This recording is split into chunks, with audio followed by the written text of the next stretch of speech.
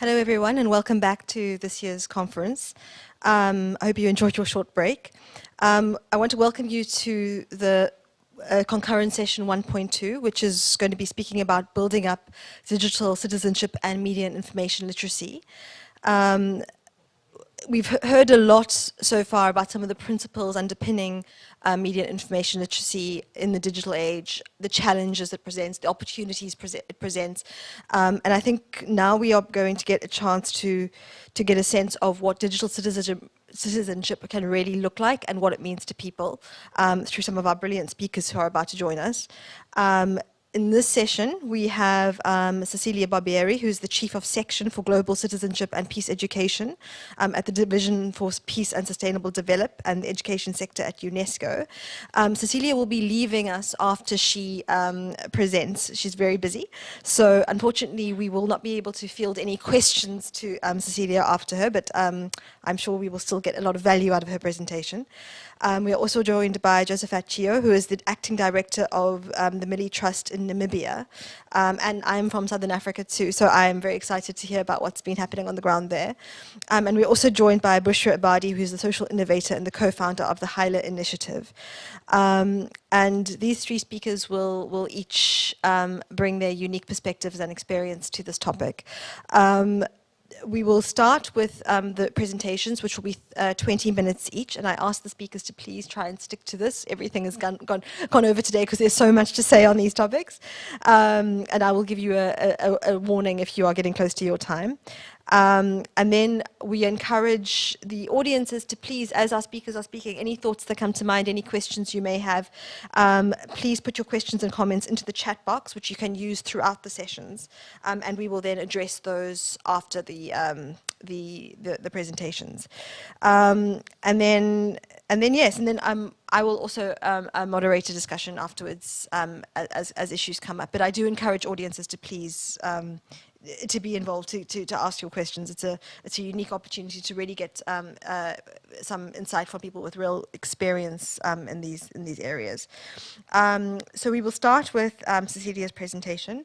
And she'll be speaking about GCED in the digital age, as well as introducing some of UNESCO's work on digital citizenship, including teacher guidelines. And it's very exciting for me personally, because I've been here in Seoul, outside of this conference, also working on sort of guidebooks for teachers around MIL and what it could mean for young people.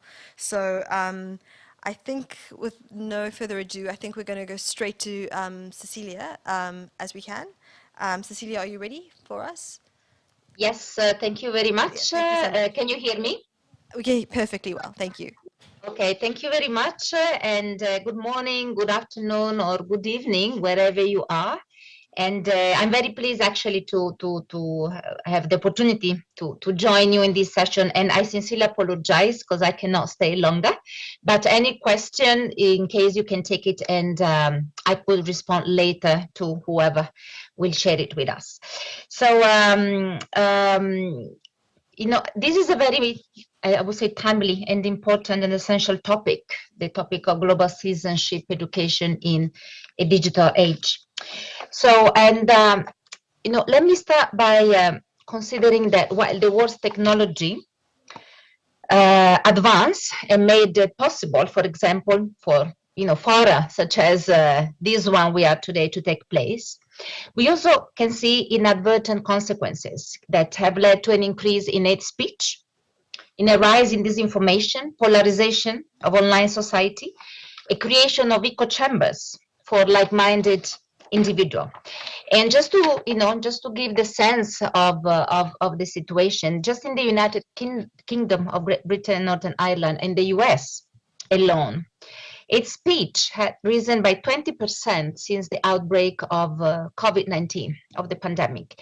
In Germany, researchers identified connections between increases in anti-refugee Facebook posts and upsticking related hate crimes. In 2020, Twitter removed more than 1,600,000 pieces of content that were deemed to violate Twitter's hate speech policy. And additionally, YouTube removed about plus than 80,000 videos within a 3-month span in 2021 only that violated YouTube's hate speech policy, just to say a few. And these figures actually underscore the importance of directing our attention and our efforts towards programs and activities that works and policies that work to address this very real problem. So in the context of our work, this really requires utilizing the power of education to focus on fostering what we call global digital citizens.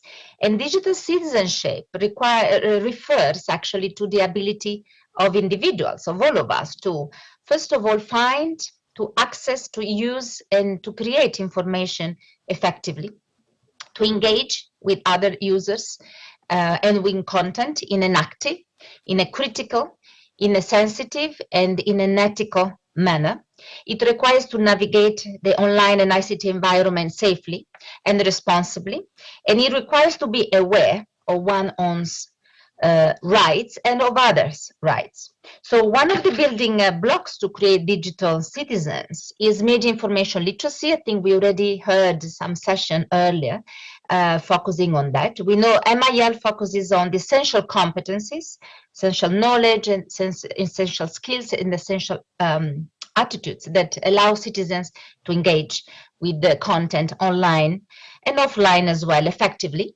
So to develop critical thinking and lifelong learning skills for socializing and for becoming active and responsible citizens.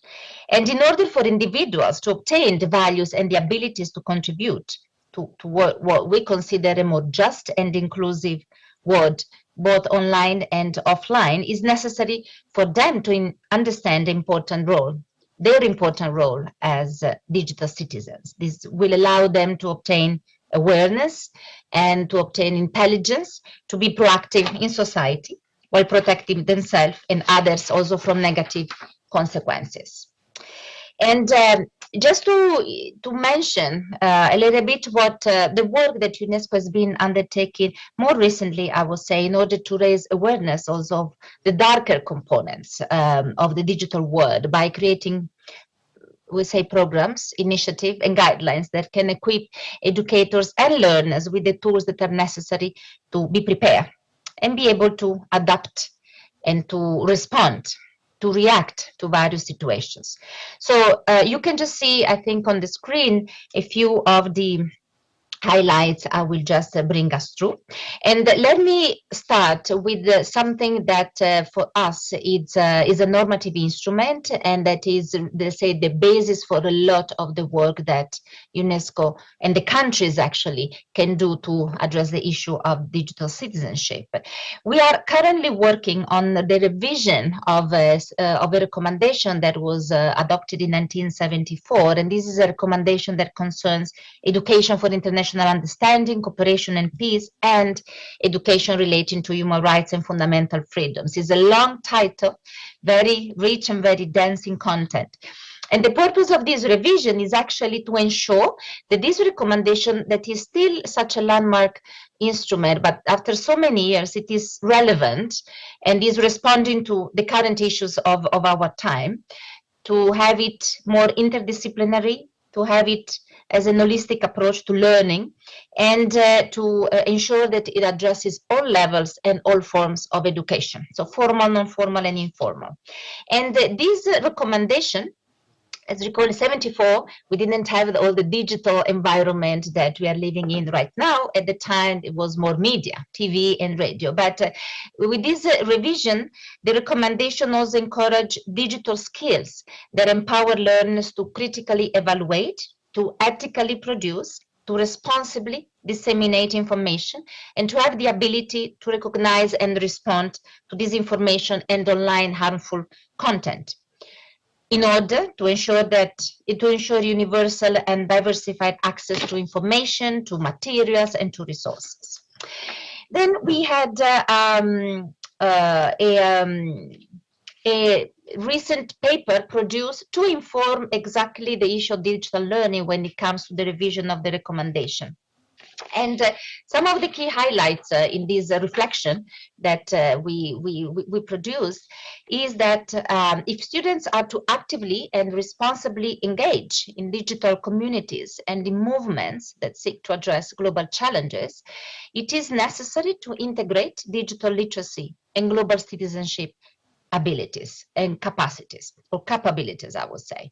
Education presents opportunity to frame the mastery of digital tools around broader values of international understanding, of human rights, of equality, and of social justice.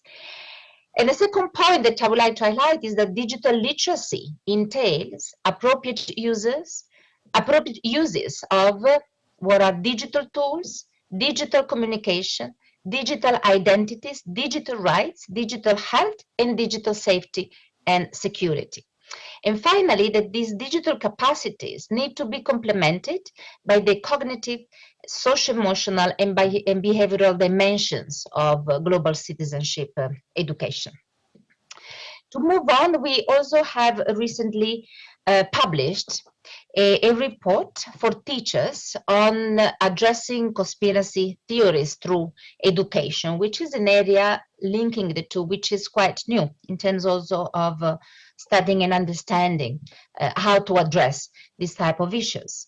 And one critical point that is included in this advocacy tool actually is that is to help educators and learners distinguish between real conspiracy and conspiracy theories, and to identify red flags when it comes to conspiracy theory.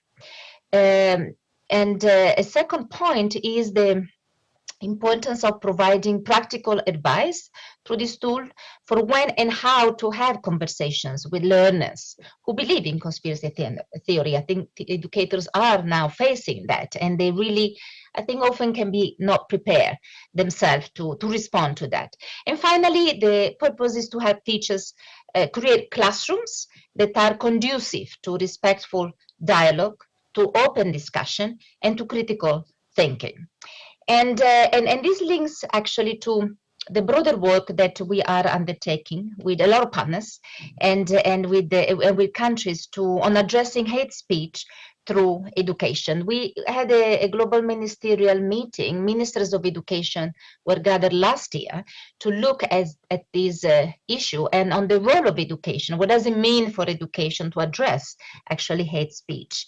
And so we are actually working on specific initiative that focus on designing and implementing policies to develop key digital citizen skill, to address a speech through cross-cultural intervention, and to enhance actually multi-sector cooperation by building the partnership with all relevant stakeholders. Education, we know, doesn't exist in a vacuum, and especially when it comes to the issue of hate speech and online presence, there are a lot of key partners, particularly considering, for example, social media and others that have an important role to play.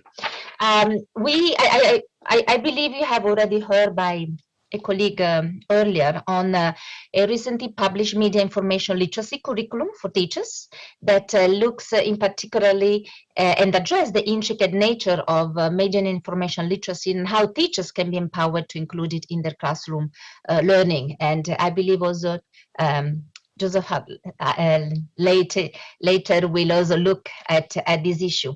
So let me just go more specifically on this latest tool that we have just finalized right now, and is an upcoming guidelines that we are currently developing on global citizenship education in the digital age.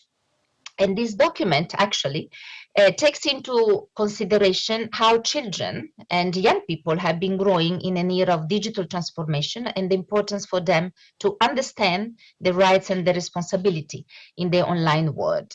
And this let's say we want to reiterate and stress, brings to the forefront the importance of why global citizenship matters in a digital age. We want our citizens of the present and of the future to be able to interact with others ethically and responsibly, as I already mentioned, which I think is very critical, these two important values in an online format. Therefore, also our educators have a responsibility to ensure that technologies are utilized in a manner that safeguards the human rights, the freedom of expression, and the access to information for all students. And these guidelines are a culmination, I can say, of all the work that I mentioned previously, and they incorporate principle of global citizenship education, of digital citizenship, and of media and information literacy to build critical thinking skills about the online and the physical influences and content that the students encounter and engage with. And additionally, the guidelines also aim to build an understanding of global challenges and how learners can contribute to the sustainable development goals through globally oriented digital citizenship. And this, just to give an example, this is a chart developed in these teacher guidelines on key global citizenship competencies in a digital age. And this is what you see is actually grounded in the GCED competencies that enable learners to act collaboratively and responsibly on issues of local and of global relevance. So overall, the goal of citizenship competencies in a digital age are aimed to stimulate learners to better understand themselves, to better understand others, to see connections between global and local issues, to gather multiple perspectives, and to prepare them to be socially and ethically active members of a community that is actually a universal community. So the integration of media and information literacy and digital citizenship into global citizenship includes understanding the impact of digital technologies that digital technologies have on one's life, and the ability to use media creatively and innovatively to engage in person, but also virtually with local and global communities. And these teacher guidelines also include the learning modules that suggest activities in each of the areas identified as key global citizenship competencies in a digital age. And this is just to give some example. One of the benefits of this module is that they could be integrated into different learning environments. It could be classroom, it could be hybrid, it could be formal or informal learning environment. And for example, one of the activities from the module that focuses on the Sustainable Development Goal 16, that is on peace, justice, and strong institution, is to ask learners to reflect on questions related to social media and the limit of freedom of expression. And this includes having learners question, for example, statements that they see online. Additionally, examining the role of the individual, of the community, and of larger society to respond and prevent violence online. Another example, my last example, of an activities from a module, for us it will be a module 4, that focuses in particularly on the SDG number 5, on gender equality. And the activity, for example, is a discussion with learners to explore being socially responsible online and asking them to reflect on example of online discrimination, thinking about why discrimination takes place online, becoming aware of the support and of the resources available to turn also for help in case of violence and of bullying, for example, cyberbullying. So I think, this was just to see from these few examples, the modules are quite extensive and they cover a wide variety of topics. And the purpose is really to serve as concrete resource that teachers could easily turn to and integrate into their learning environment. Now, finally, this is just a link that I will leave for a set of resources that I just discussed and that are all available online. So just to close, I just would like once again to stress on the importance of fostering what we call digital citizens. We are all digital citizens now in today's age, and given the fact that current learners and young people are growing up as technology is rapidly advancing as well. So our educators are really faced with a complicated task of adapting education and updating education in the classroom to keep up. So we hope actually that with some of this work we can really provide support and awareness for the broad community of educators and also learners as they navigate different type of environments. So I would like to leave it to end here, and all questions are welcome. Thank you very much. Thank you so much, Cecilia, for your presentation. It's really great to see, after so much speak already over the past few sessions around media and information literacy, really as a response to content, that something is really focusing on active participation as well, and reminding everyone that sort of our engagement with the digital world is very much a two-way street. We aren't just consumers of content, we have responsibilities as well as people who live in a digital space. So thank you so much, and good luck for your very busy day. I know you need to dash now. After Cecilia's brilliant presentation, we are now moving to Josephat, who is the acting director at the Millie Trust in Namibia. He will be speaking about his youth inclusion in media and information literacy project in Namibia. And it's an exciting example of media and information literacy education in action. So I would be very keen to see what happened in our part of the world. So Josephat, please take it away when you're ready. Thank you. Thank you so much for this opportunity. And as I've been introduced, my name is Josephat Chion. I'm the acting director for Millie Trust. So in my presentation, what I'm going to touch on is that I'm going to touch on basically on what we do at Millie here in Namibia, and also how that helps to, to groom and also to capacitate young people in Namibia. Our main focus is actually young people between the ages of 18 to 35, and those are the people that we try to really capacitate. Why do we believe in information or media and information literacy? Is the fact of that, the world is moving, and we're having more and more people growing, or the population is increasing actually, where it's estimated to reach about 8 billion population by November. And specifically for us in a small country as Namibia, we have a population of about 2.6 million for the whole countries. And out of that population, more and more of the population are actually young people. And that is why we believe that in the importance of media and information literacy, and especially COVID-19 has also taught us specifically in Namibia on why media and information literacy is quite important, especially because there has been a lot of information around disinformation, misinformation, and malinformation. And this has also really taught us on the importance of why we need to really advocate and raise awareness on the importance of media and information literacy. I was quite, intrigued by the presentation by Ms. Cecilia, because she touched on a lot of things around what UNESCO is doing, because also for us here at Millie, we do engage with UNESCO, the Windhoek branch, and we have hosted different similar activities and initiatives around media and information literacy, especially the curriculum that she touched on the curriculum for educators and learners also. And also the whole workshop that we had with UNESCO was on MIL Clicks, where we were training young people also on the importance of media and information literacy online now. And then they became multipliers of information disseminations. Particularly, we also believe that media and information literacy is quite vast, and it can be used in any sectors. It can be used in any cross-sectoral aspect. And also one of the things that we have used here at Millie was that we engaged with different stakeholders, and we also came up with a drill book where we incorporated media and information literacy in sports.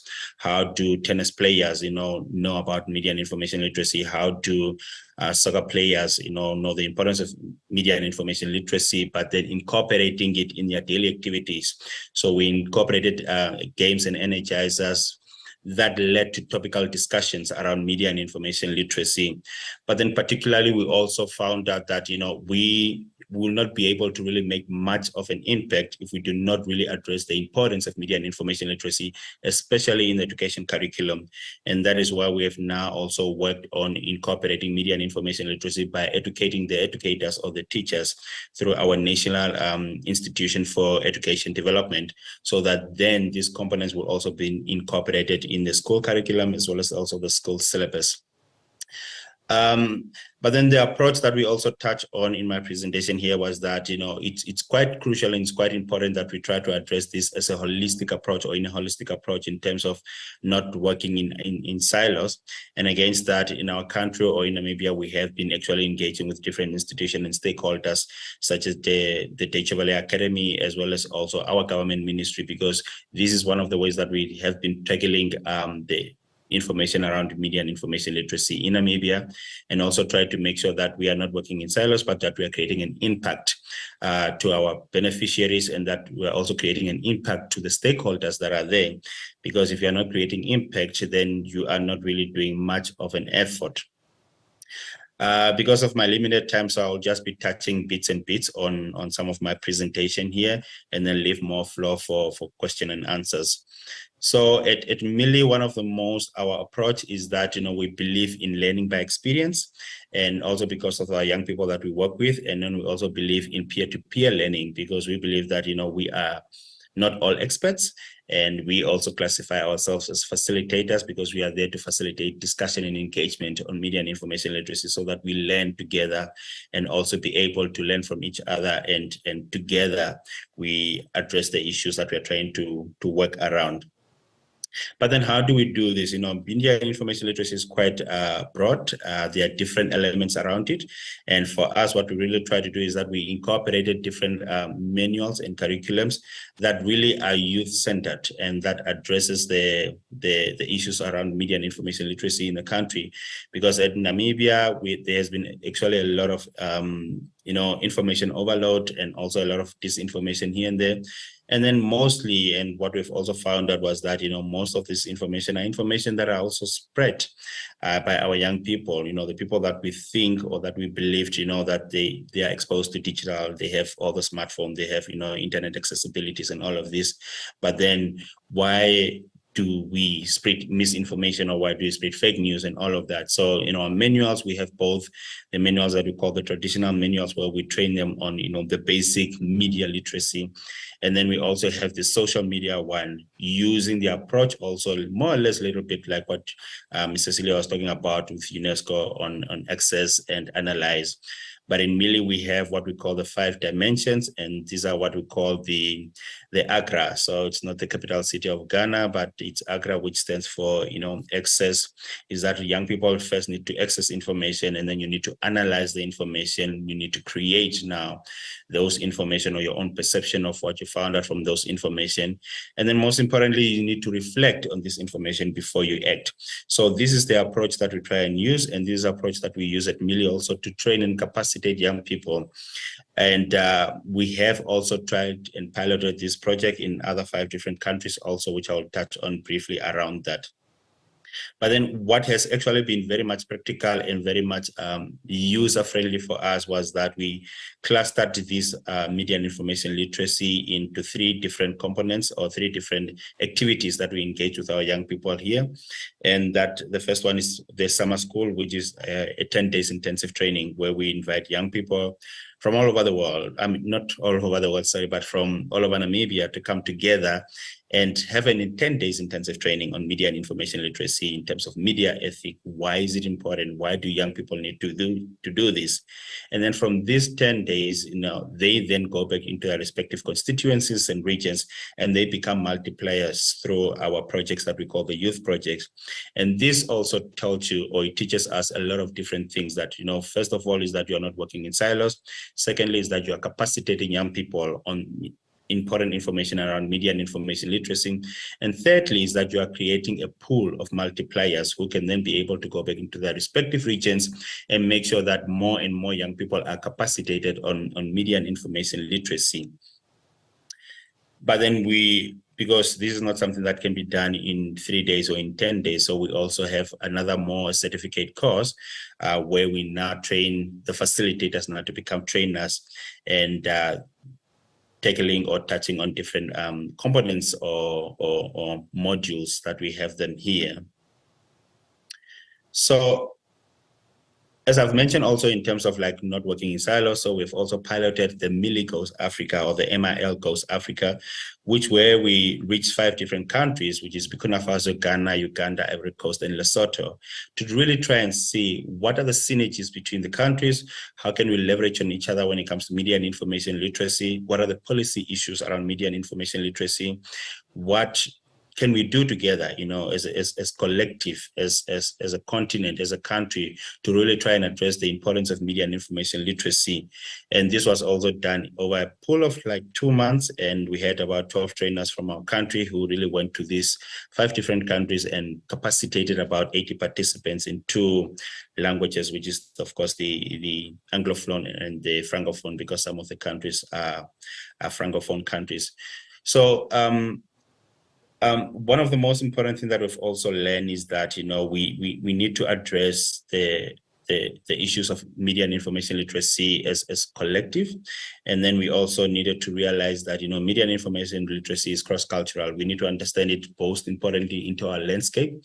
How does that speak to our landscape? How do we understand it into our own landscape, into our own vernacular, into our own context also as countries? Because the way that we might be having some challenges around MIL might not be the way that some other countries might also be facing that issue. Some countries might be already advanced, and some countries might be at the beginner stage. And this is why we really try to make sure that young people are really capacitated, and that we try to do the basic, and then from the basic we grow up into a more holistic approach also in addressing this information of media and information literacy also. And then maybe lastly also just to touch on was that one of the things that we've also incorporated in MILI is that we have currently engaging with Wikipedia, where we are also now, because they have also an educational component around media and information literacy, where they have an online, it's about a 3 months online training, which is a trainer of trainers on media and information literacy, especially for educators and for teachers also, on how this can be also be able to be incorporated on this component. So I think in a nutshell, what I wanted to really share in my presentation was really in terms of how we at MILI try to raise awareness and address the issues of media and information literacy, and how we can then be able to leverage and create synergies with what other stakeholders are also working on this or around these issues.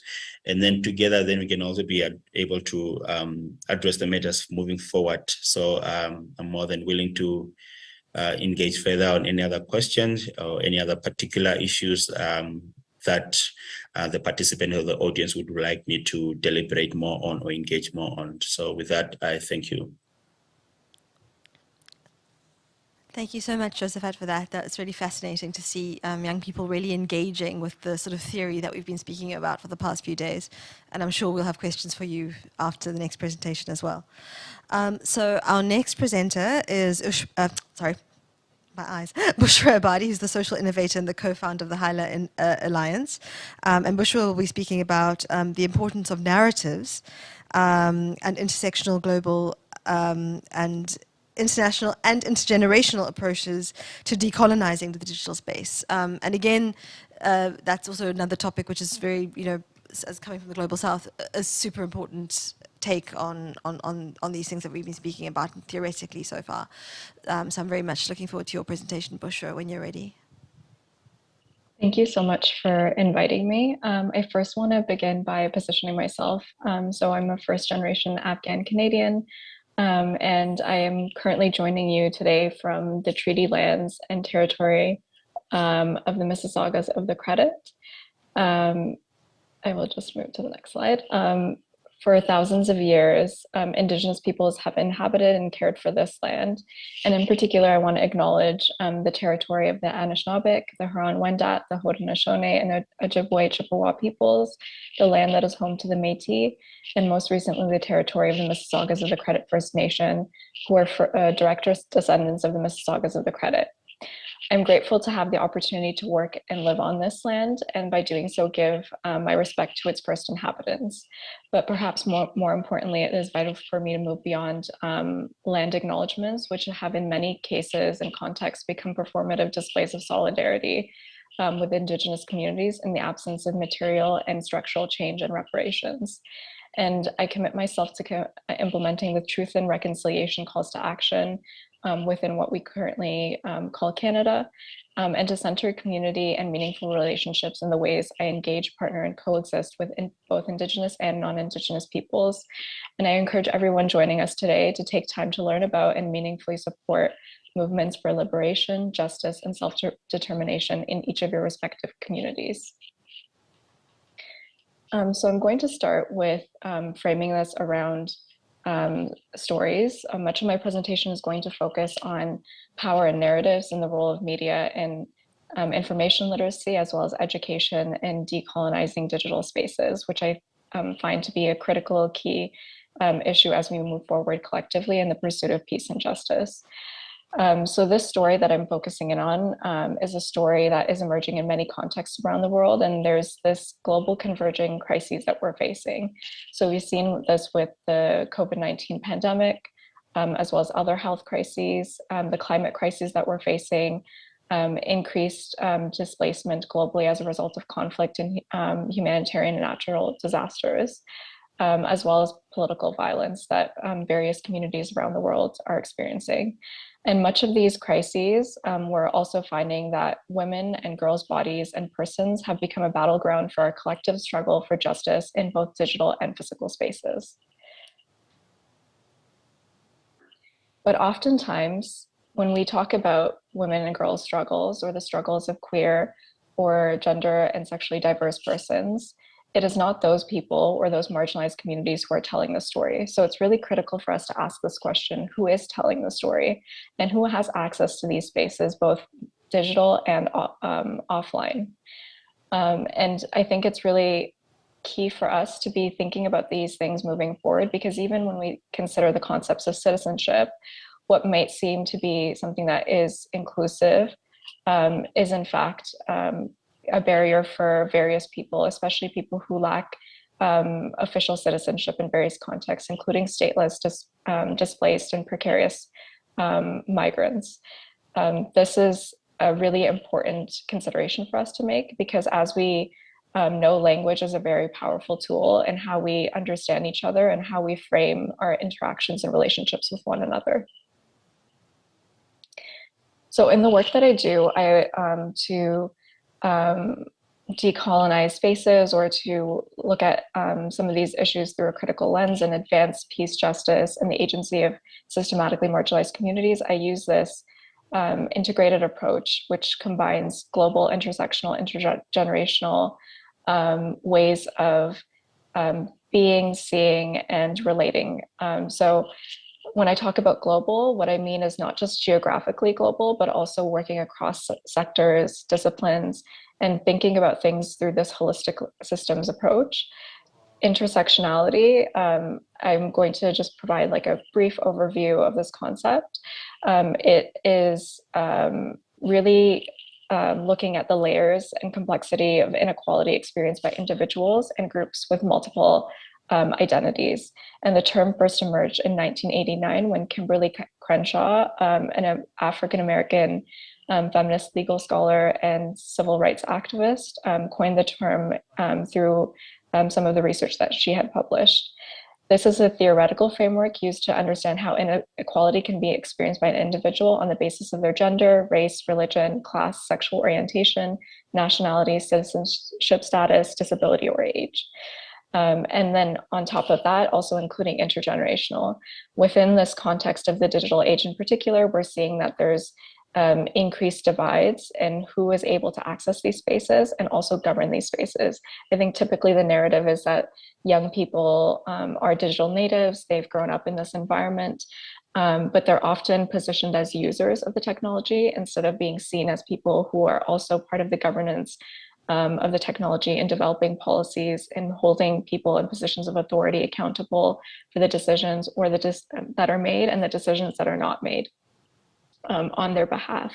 And in addition, to look at elderly populations or generations who may not be familiar with these technologies and also not be able to then access services as we become increasingly digitized in various communities around the world. So how does this relate back to narratives? Well, the dominant digital narratives around technology are often ones that have been ones of exclusion, marginalization, and injustice.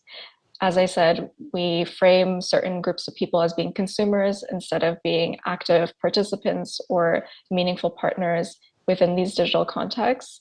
But we're also not asking the key question of what is being consumed. If we see this space as one of consumption, feeding into very capitalistic ways of doing things or relating, we're not, I think, pulling back the layers to take a critical lens of what is actually taking place in this type of environment.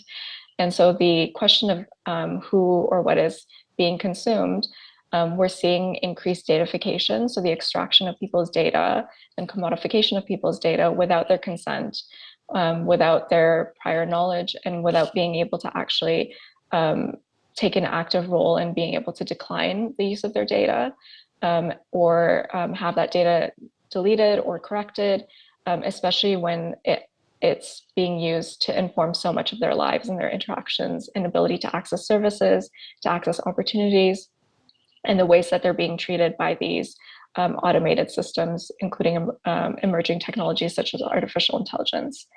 There's also this idea of one-directional innovation that is in reality colonization using more palatable branding. So importing ideas into various contexts, local communities, especially within the global south, to frame it as if there isn't innovation happening on the ground in these communities, despite the lack of access to resources, despite the power differentials at play. I think that's really important for us to be mindful of this and to build our literacy capacities around power, not just in the sense of being able to read and write, but also to be able to critically analyze and engage with each other and honor the various ways that knowledge is produced and shared and assessed. So tech empowerment in particular, I find problematic. So this whole notion of empowerment, and something that I found really helpful in Josephat's presentation, was talking about capacitating as opposed to empowering. Empowering in and of itself entails this differential in power, in that there is somebody who holds power, has power, and is able to then transfer it to somebody else who in this conception lacks power. But that doesn't actually, I think, really reflect the true dynamics that are at play, in that there are systems in place that restrict people from exercising their inherent agency and power. So it's really critical for us to, again, shift this language and these narratives to be more mindful of the harm that we're creating in these spaces, and really restricting the possibilities and opportunities that are available to people, and seeing themselves as being able to freely exercise their agency. Because currently, who is able to freely exercise their agency in these spaces? And what purpose do these empowerment narratives actually serve, and who do they serve in the process? Because in many cases, it's not actually serving the most marginalized communities. And so I turn to what the actual solution I have found in my practice and in the communities I've worked with, and that often really centers around collective power and action. How do we work in tandem with each other, see each other as partners, really honor each other's experiences, and come from a place of respect and empathy, both within the digital context and non-digital context. And the key, I think, for much of this is also access to information. So what does technology facilitate, and for whom? Lacking access to information endangers people's lives, reinforces inequity, and limits opportunities. We're seeing even more recently discussions about limiting access to platforms such as Twitter by introducing subscription models. Other platforms also pursuing similar models that restrict people's access to these spaces, especially spaces that have in various contexts become a fora for people to have discussion, or to be able to skip some of the people who have been traditionally restricting people's freedom of expression.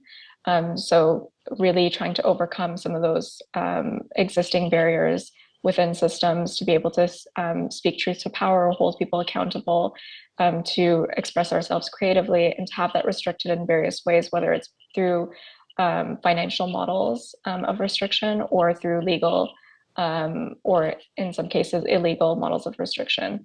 And again, really looking at how datification of systematically marginalized communities contributes to their dehumanization, commodification. And so I'm going to share 2 case studies with you. One is looking at tech at borders. So when we look at the experiences of displaced populations in particular, we're seeing that there's been this collection of migrants and displaced persons data without their consent and in ways that create harm.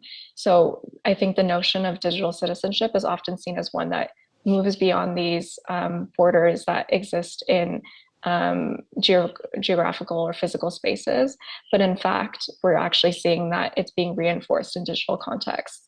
So the tools that survey people, that try to prevent them from moving, actually then create even more barriers that are far more difficult to overcome than physical barriers in some cases, because we're seeing the securitization and militarization of borders using these very technologies to restrict the movement of systematically marginalized communities, including Indigenous persons, Black persons, racialized and gender and sexually diverse persons, disabled persons, minoritized and unhoused persons.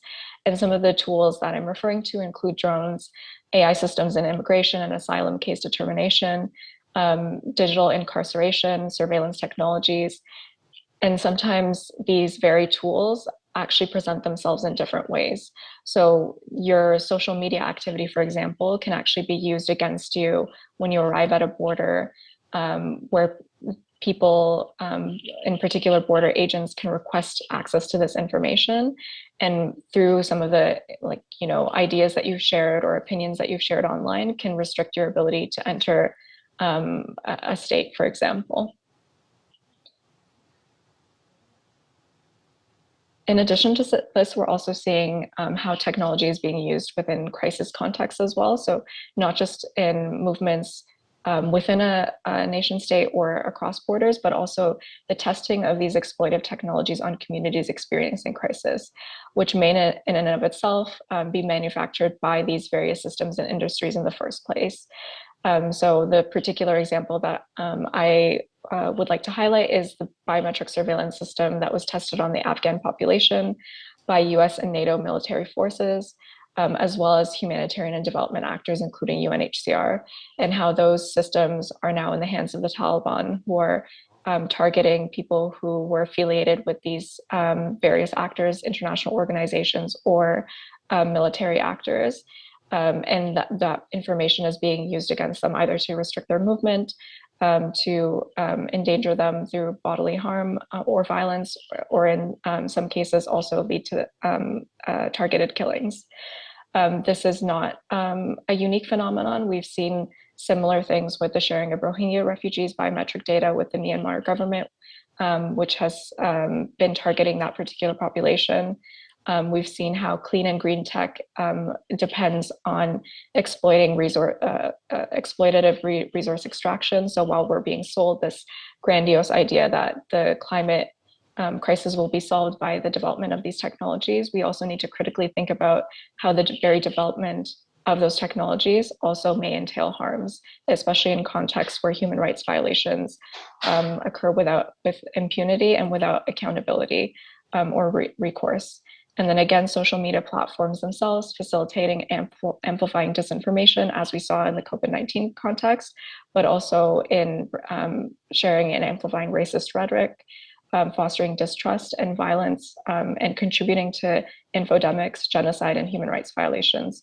We've seen, for example, recently a report released by Amnesty International, which highlighted the role of social media platforms in contributing to genocidal acts within the context of Myanmar. And this is, again, not something that is seen to be unique. It's actually likely to be occurring in many other contexts as well.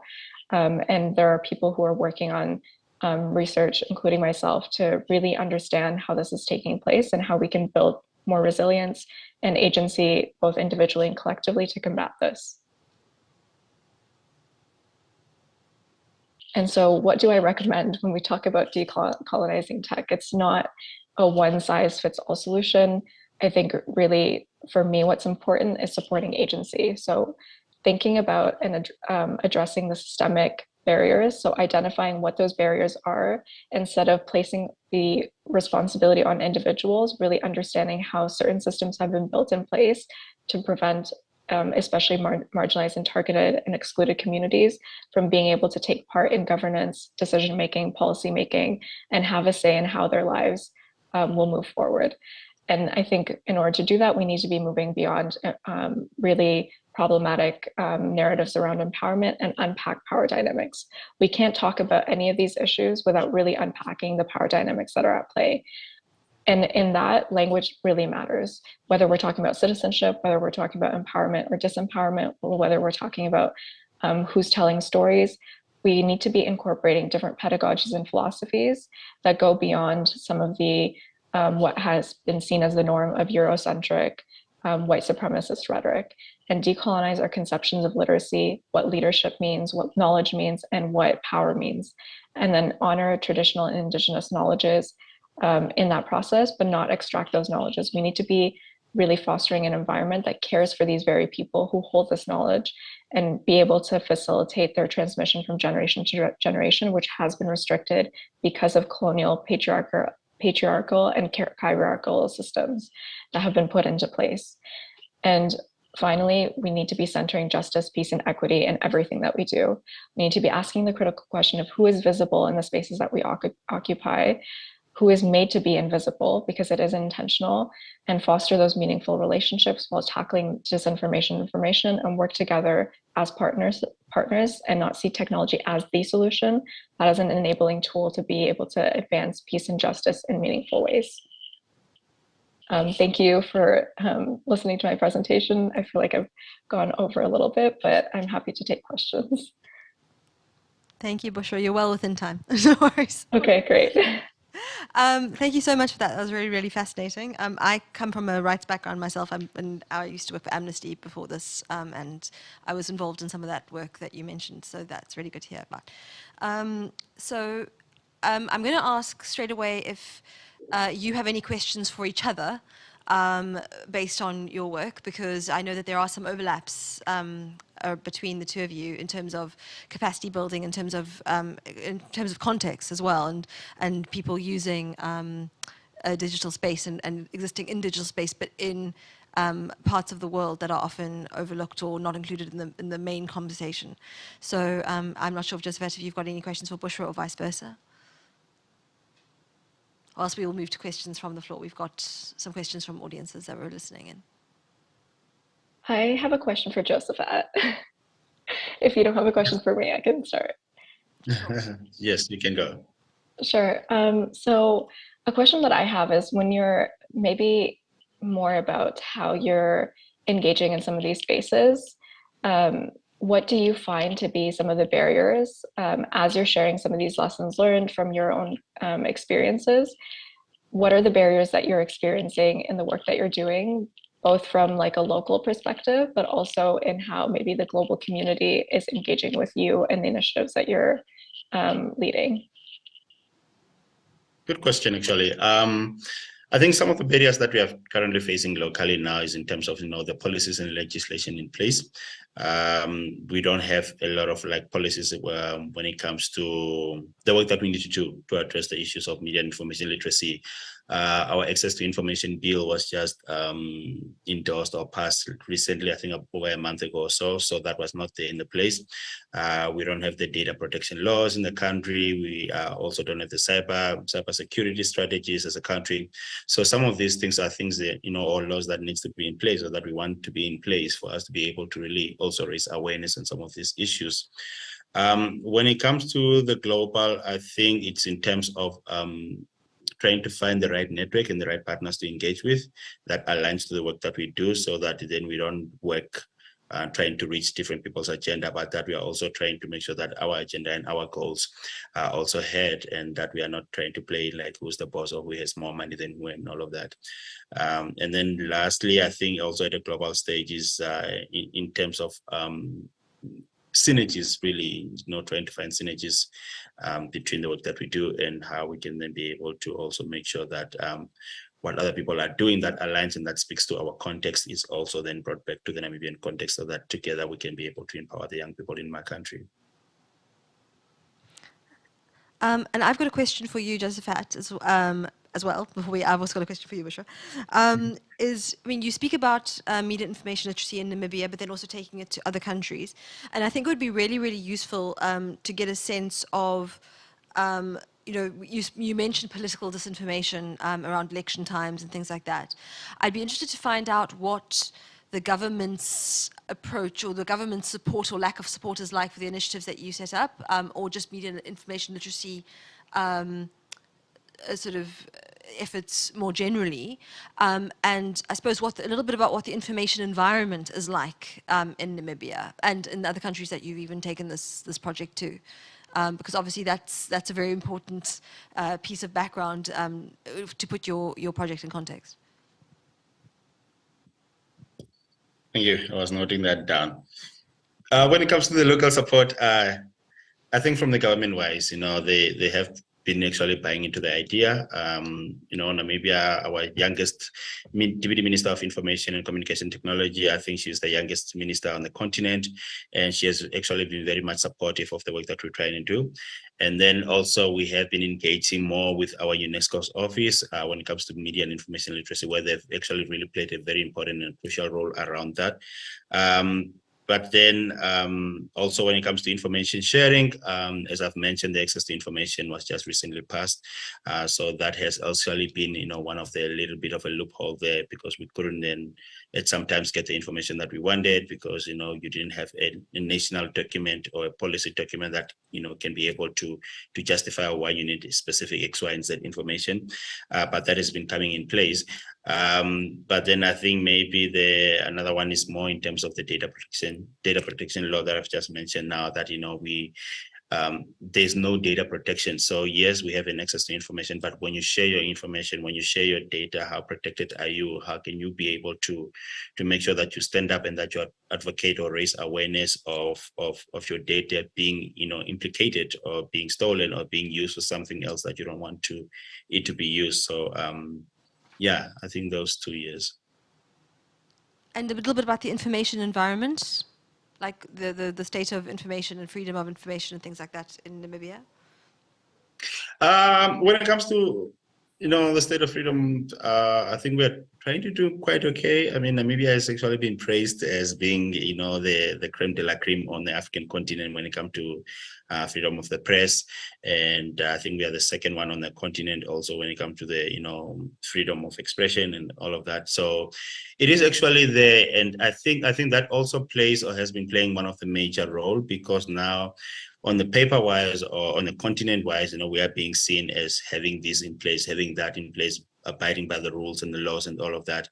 But then when it comes to really looking at it in the local context, you also try and see that, there are also some major gaps that needs to be filled, and that we should not only continue to just praise anything because, it's just been mentioned out there that we are doing good in ABC without really understanding the deeper context. Because when you look at that, you also need to ask yourself, like when we're talking about this, how many adolescents are informed, how many elderly people are informed on this information, how many people's bank account has been hacked online, what is the importance of media and information literacy to all of these people, and how does all of this also be able to contribute, or how do all of this also contribute to information sharing and media and information literacy also. Yes, I suppose because I do know the situation in Namibia is one of sort of to be praised more generally, but I think that raises the point that I'm about to ask Bushra. It's for digital citizenship to be something which is, I loathe to use the word empowering, but something which is giving people access to what they need to give people access to their rights, allowing people to enjoy their rights within the digital space and in the offline space. One needs to be or create an enabling environment. And so Bushra, then it comes to you, and I want to ask you a little bit more detail about, for those who do not exist in enabling environments, and by environments obviously I don't just mean geographical environments, I mean their context within society and things like that. Can you give a little bit more detail about what you mean by the sort of danger of empowerment as a term, and where capacity building becomes the important thing to look for? Yeah, I think what ends up happening is something that I've seen, exist in terms of the dynamics within the humanitarian development sectors or contexts where people are seen as beneficiaries of programs. So things are developed without, their consent, without really the co-creation, co-development, to be able to inform what is being created when they're supposed to be the people who are benefiting from these very programs or policies. And then you see how, for example, there's this whole narrative around, in order to address fraud within a humanitarian context, we've implemented biometric surveillance systems. When you actually look at the data, it shows that instances of fraud are quite negligible.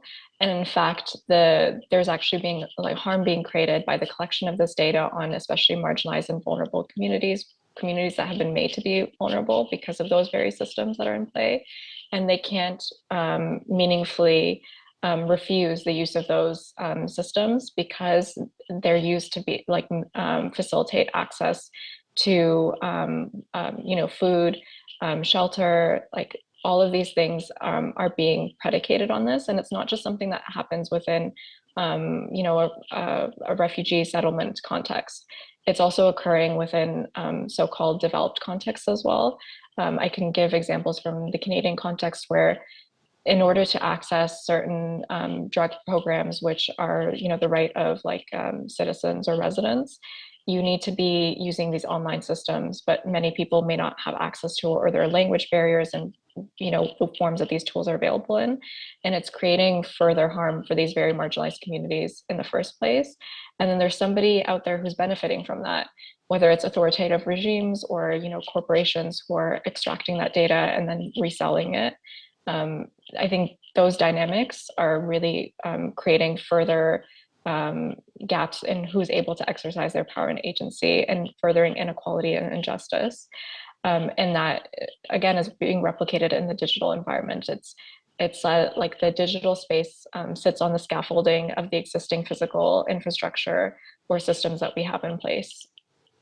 And then I suppose the next obvious question is then, where does capacity building help people, or could it help people who are stuck in those environments? Because, it's almost like what I want to say is that, if we can talk about digital citizenship all we want, but while those who hold power are poor digital citizens, and they are not being responsible with data, they are not getting informed consent, they're not providing information which would allow someone to give informed consent for data usage and things like that. They are being poor digital citizens themselves. How does capacity building, or how could capacity building actually address some of that, or is there another way? I think it's a combination. So it's both the capacity building, and that doesn't have to happen from a north to south kind of dynamic. As Josephat shared, peer-to-peer learning is really critical. Intergenerational learning within our communities, reinvesting in those very systems or processes that, because of colonization or imperialism or other systems of oppression, have been undermined. And then also really asking this critical question, which I think gets missed a lot of the time. Well, what are we doing that is actually restricting people's agency? We often don't ask that question. It's often what positive additional actions we can take, this kind of savior mentality, but instead ask well, what are the harms that I'm complicit in or actively taking part in, and to not do those things, instead of thinking about what additional programs can I create to maybe sometimes just feel good about ourselves as people who have privilege, or who are benefiting from these systems that have been put in place and that are being actively supported. Because in order for the system to continue, including systems of harm, people need to be actively supporting them, whether that's on an individual basis or collectively as various communities. And I think when we reshift the conversation, I think it does a lot more in unpacking those power dynamics and shaping how we see certain people to have power and certain people not to have power. I'm going to move to a question from someone who's been watching your session, because I think I'm going to add to their question a bit for you, Josephat. You've mentioned that the relevance of MIL due to the information overload post-COVID-19. Could you elaborate more about the challenges Millie faced in delivering MIL projects post-COVID-19? And to that, I'm going to ask you to also speak about something that became very apparent post-COVID-19, which is, the vast inequalities that it revealed in terms of access, in terms of ability to move online when offline became restricted, and what that says and how MIL and digital citizenship capacity building addresses some of those inequalities, or helps to maybe make people aware of inequalities so that they can move towards solutions.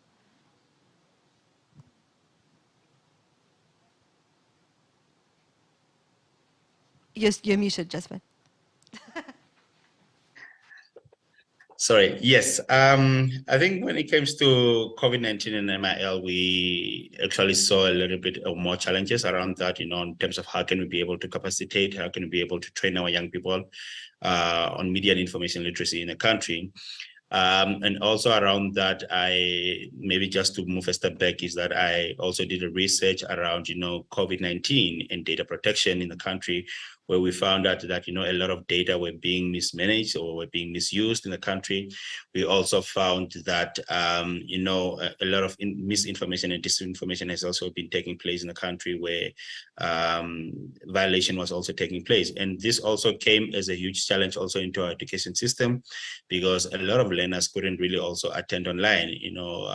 There were some situation where parents were told, to teach their learners on their cell phone or on their WhatsApp, or teachers to teach, their learners on their WhatsApp. But then the question also didn't just come also within having the capacity or having the abilities to be able to use a phone, but it came on the issues of accessibility. Do these learners have, the smartphone devices? If they have the smartphone devices, do they have the internet connectivity? If they have the internet connectivity, do they have the skills and knowledge on how to use these devices for them to be able to acquire the skills and knowledge or the information that are being taught in the curriculum? And not only on the learners themselves, but also drawing it to the teachers based on the school curriculum or the school syllabus that you're using. How are they capacitated, or how were they taught in terms of how do I migrate this syllabus that I have into a WhatsApp communication to a learners, or where I'm teaching about 30 learners or 25 learners in school or in my classroom? How do I then capacitate all of them through a WhatsApp group, trying to focus on the syllabus also to make sure that that works? But what we did also at Millie around that was that we introduced a project called the WhatsApp training. So we were training young people via WhatsApp, but this was also a combination of WhatsApp and Zoom meeting, as well as also Jamboard on Google, on how we can then continue to capacitate them on the importance of media and information literacy. How can they be able to train other young people online without meeting in person on media and information literacy? And then also in collaboration with Deutsche Welle Academy and 5 African countries from Francophone countries, we introduced what we call the MIL-demic, or the MIL-demic. So this was an online training also on how do we address disinformation around COVID-19 online. So we had a whole setup of curriculum. We're training it online. We created some video clips around that also, just to try and capacitate, and also to make sure that we continue on our training around media and information literacy. Maybe if you can touch your next question. I think I missed it. Oh, I was just saying that how does the MIL capacity building help potentially identify, well, we've identified the divide. How does it potentially help address the divide, if at all?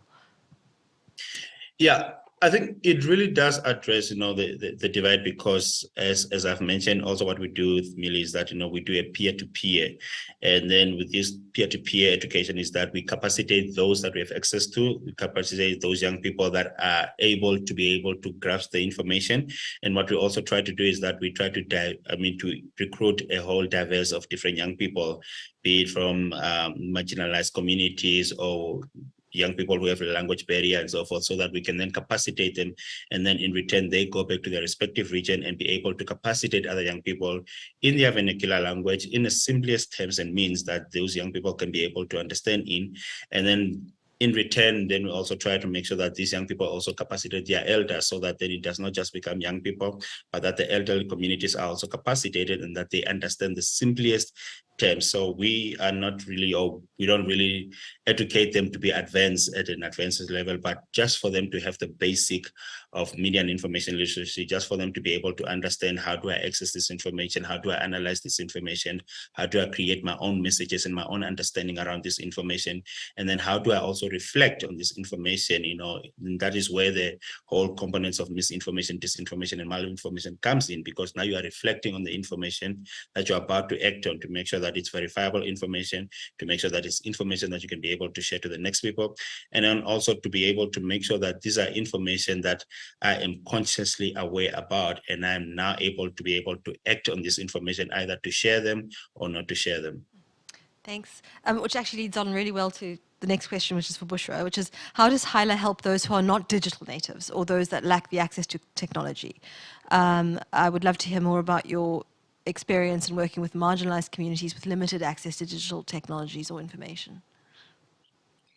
Yeah, so during the start of the pandemic, myself and Dr. Beatrice Bonami, a fellow ambassador for MIL, co-founded the HELA Alliance, which is the Health and Information Literacy Access Alliance.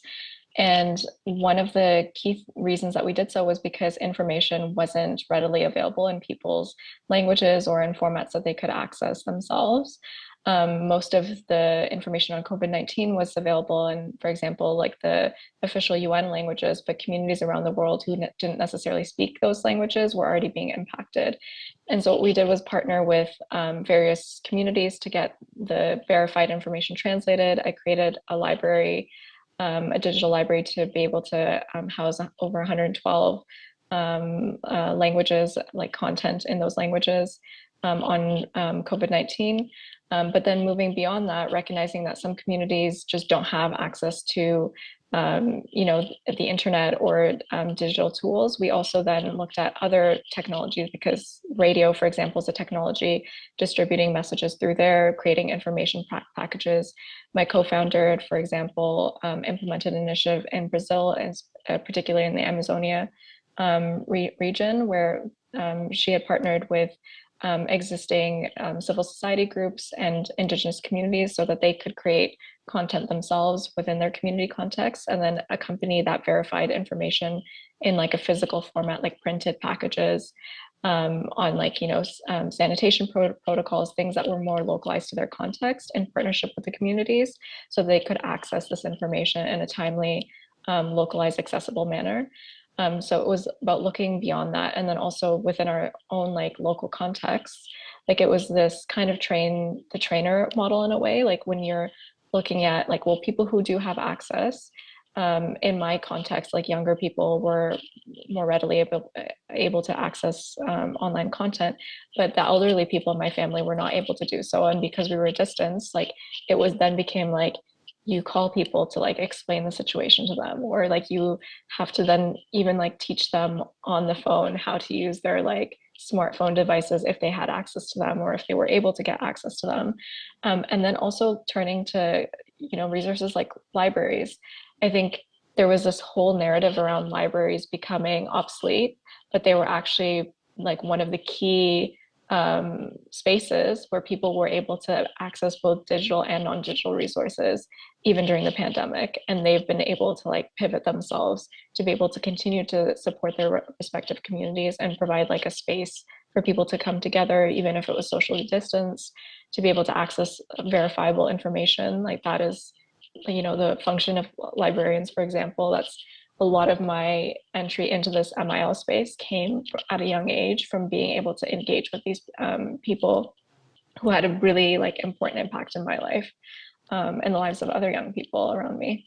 Wow, you've preempted the next question again, which is, as someone actively engaged in delivering MIL to the youth community, why do you think youth inclusion is important in digital citizenship education, especially in MIL education? I think it's for both of you. So I'll Bushra, okay. Continue, and then I'll go to Josephat afterwards. Well, Josephat, do you want to go first? Sure. I mean, since we work more with young people and our focus is on young people, why do I think that MIL is very much important? I believe that it's very much important because the world is moving into a digital space. And secondly is that, young people are mostly the more majority of the population that are exposed to all the digital equipments and to all the technological equipments. But then we need to really capacitate them. And I believe that they are the future leaders, or we young people are the future leaders of this world. So for us to become critical future leaders, ethical future leaders, transparent future leaders, we need to understand and we need to really address the information or the importance of media and information literacy, because it's only through media and information literacy that we can be able to access information, important information, not just any information. We need to start filtering information. We need to start clustering the information that we're exposing ourselves to, so that when we are addressing information, when we are addressing our stance on what we stand on specific topics, then we are talking from a factual point of view, we are talking from an analytical point of view, we are talking from a reflection point of view, and we are talking from an informed point of view. So it is only through media and information literacy that we as young people can be able to sit at that table and really talk and address issues of importance and issues that really needs to be addressed, and not just to talk about any type of information that we're exposing ourselves to, but we need to really try and address what is the issues that we are facing as young people on the continent, in the global space. How can we be able to address it? How can we be able to make sure that our voices are heard at that table? And it's only through media and information literacy that we can really be able to make an impactful meaning on that table. That is what we believe in, or what I think. Good stuff. And Bushra, I mean, obviously, I think I don't want to speak for you, but I imagine that your answer is quite similar in terms of the work of teaching this to young people and what it means for the future. Yeah, I mean, I would add that I think people like Josephat are already leaders, like young people are leaders already. I don't think it's just about becoming a future leader. I think, yes, we can talk about what our leadership looks like in the future, in the same way that like we can talk about like people who are in positions of authority. And I like to distinguish between positions of authority and leadership, because they're not necessarily the same thing. There are people who don't demonstrate the type of leadership qualities that I would like to see in the world, that are actually helping us move towards more justice and peace, and sustainability collectively. And I think maybe why the focus on youth in some cases, I think there's probably 3 reasons. One, like we're systematically marginalized and excluded from decision-making and governance fora. So that needs to be addressed, because many of these policies and programs that are being developed like directly impact us, and the longevity of the impact is going to be experienced by this very generation and future generations. The second piece is because uniquely for our generation, I think we've been exposed to an insurmountable amount of information and data that wasn't necessarily available previously. And it's because we're in this digital age, and like the transition from what like we previously experienced and like prior to the industry 4.0, as some people like to call it, whatever you want to call this like new wave that we're in. I think it's really important to acknowledge that, and then have those tools that may not have been, like the tools that we used previously may not actually be applicable anymore. And so media information literacy itself needs to be innovating, and then also paying respect and homage to those indigenous and traditional knowledges that are also being sidelined because of this, the colonization of the digital environment as well. And then the third piece is, I think, it's not just a youth thing. So I think it's across generations we need to be working together. And so that investment I find needs to happen in partnership. And so when we kind of tokenize young people in this space and like, again, see them as consumers rather than like collaborators and partners, we're actually doing a disservice to our global community, and really like limiting what's like possible for our collective future.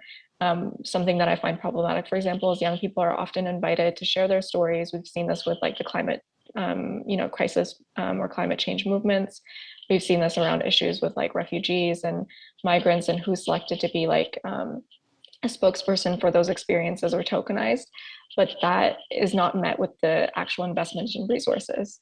So the funding isn't there, like how little funding actually goes to these innovative young people who are leading initiatives within their communities in partnership with other generations, it feels like a lot of it is very performative, where we're asked to come into spaces to speak about like what we're doing, but then the resources don't follow, or there's like additional hurdles, or we're not seen to be trusted enough to be leading on things, with the caveat, like as long as we're doing things for free, that exploitation will exist.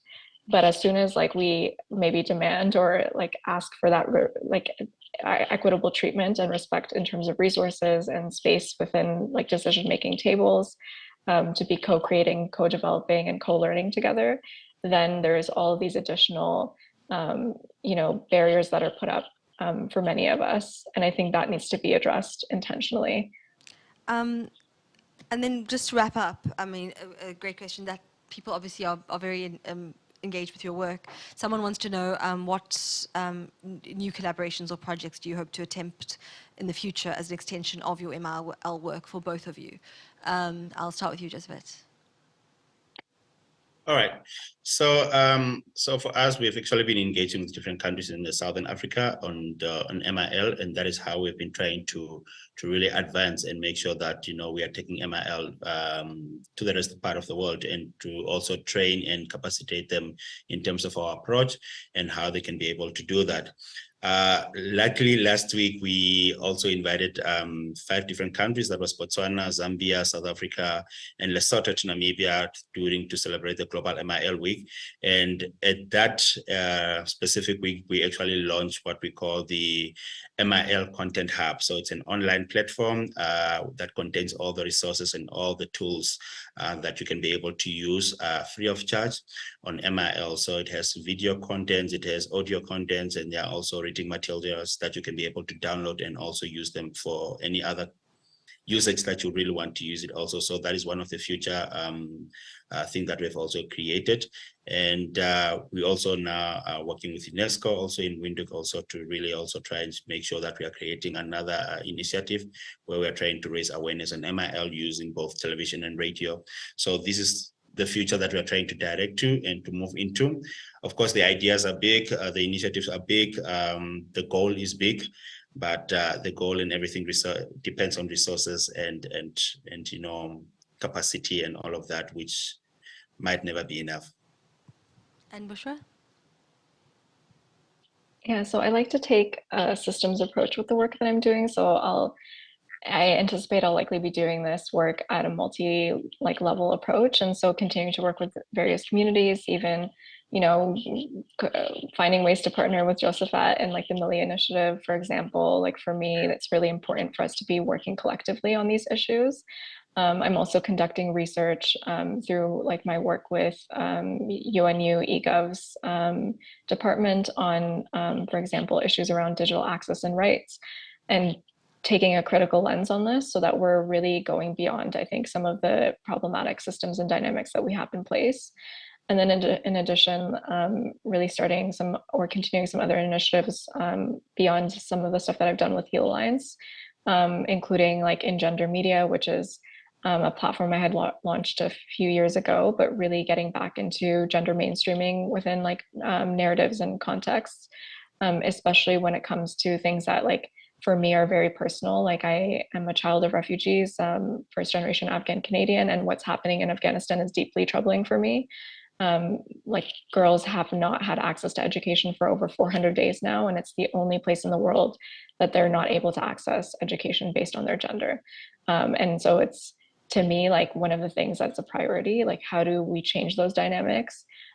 Because I think some of the narratives that had existed previously that like certain groups of people were going to come in and save like us or like our communities, that's not going to happen. We're seeing instead that like young people, for example, in Iran right now are leading movements to liberate and to like center freedom and justice and equity, including on like gender justice. Quite young people, in fact. And like, I think that's something that's really important for me to be able to amplify that and support that in meaningful ways. And then to look at like the existing systems of harm within my local context, and understand it from like this more connected to, again, the global, because they are interlinked. Things don't like get restricted within borders. Like these systems of inequity and injustice replicate themselves. And it's also, I think, our collective responsibility to be replicating systems of justice instead. So that will be my focus, I think, mobilizing resources, knowledge, and people to come together collectively on these issues. And also leading a project in particular on decolonizing some of the stuff around climate justice and the narratives that we are sharing in that space. Thank you so much, both of you. It's fascinating to me. Like I said, I come from a rights background, and I think one of the things that is just clear from both of your work is that we can do what we can in terms of capacity building, but the reality is we also have to dismantle systems. It's not enough to just take, we have to challenge those systems from within as well, and to build capacity not just for people to fit within those systems, but to make sure that they can actually take down those systems and challenge them as well where they can. So thank you so much for your time. Let me tell people about what's happening next. And I know that I will certainly be watching both of your work, especially as it relates to my own and especially as it relates to the Southern Hemisphere, because, we often aren't front and center of these conversations. Thank you very much to both of you, and to Cecilia, who had to leave us, who gave us good insight into the world of digital citizenship. Tomorrow's concurrent sessions number 2 will start at 3 p.m. In Seoul time, which is, I'm not quite sure what time it is in other people who are watching online, but it is 3 p.m. Seoul time. And again, it will be a session like this where people will be able to ask questions of panelists online. We've had a very, very busy day with a lot of insight, and I think tomorrow will be very rich as well. So I hope both of you will be watching tomorrow's sessions as well. Thank you so much to both of you, and thank you again to our hosts today. And yes, we are signing off for the day, and I hope very much that these discussions continue outside of the space as well. I'm quite sort of heartened by the idea that Bushra, you and Josephat might somehow find a way to work together in the future, doing as you do. So thank you so much for your time, and thank you everyone for watching and taking part in today's sessions.